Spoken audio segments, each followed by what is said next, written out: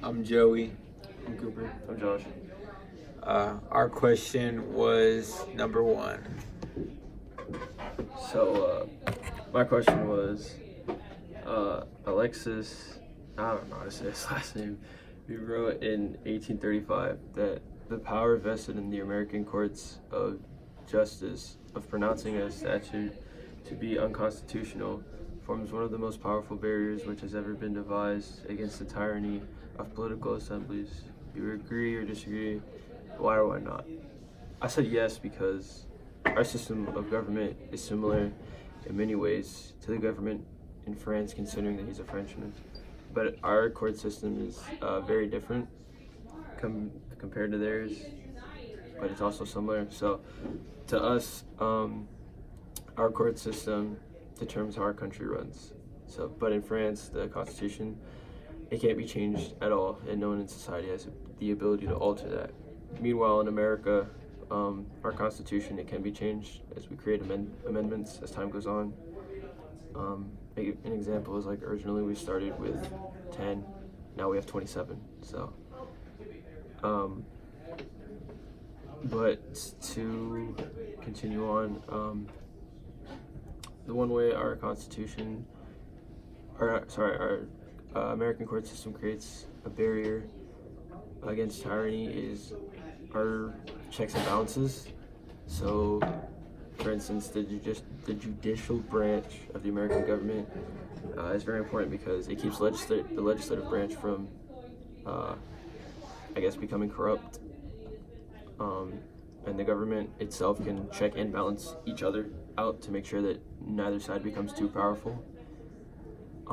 And specifically, the judicial branch has the power known as the judicial review. This allows the Supreme Court to reject and determine whether laws are constitutional. Some examples of checks and balances on the legislative branch specifically are the president's ability to veto laws passed by Congress, can also propose new laws to Congress, and the Supreme Court, which can use the power of the judicial review to actually look at road treaties and determine whether or not they're unconstitutional and are able to rule presidential actions unconstitutional.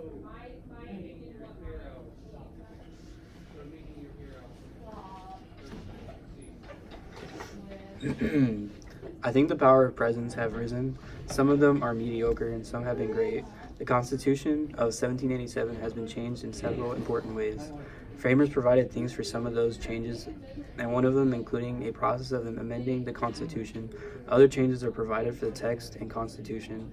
The Civil War provided 3 amendments and transformed American federalism and moved the Constitution. This moved the ideals of equality in the Declaration of Independence. I believe this to be true because our presidents in the past 10 years have made laws that are unnecessary. Early examples of power were with George Washington and Thomas Jefferson, but some trace early powerful modern presidency to Andrew Lincoln. This shows past presidents has used the Oval Office and being president as a powerful tool for their upcoming. The Supreme Court should have the power to overrule the decision. They should be able to because if they don't step up and deem the decision unconstitutional, then nobody else will. Because the Supreme Court is at the top when attempting to make a law, and it would have to get passed by the other branches in order to get there. Which would mean if the Supreme Court didn't step up and overturn the decision, then it could have been passed. It said in the text that there's a difference between rule of law and rule of men. The only way to get past the Supreme Court's decision to overrule, you have to amend the Constitution or change the minds of the people on the Supreme Court. If they weren't able to, it could cause a lot of bad things to occur because they also have to get good reason to overrule the decision.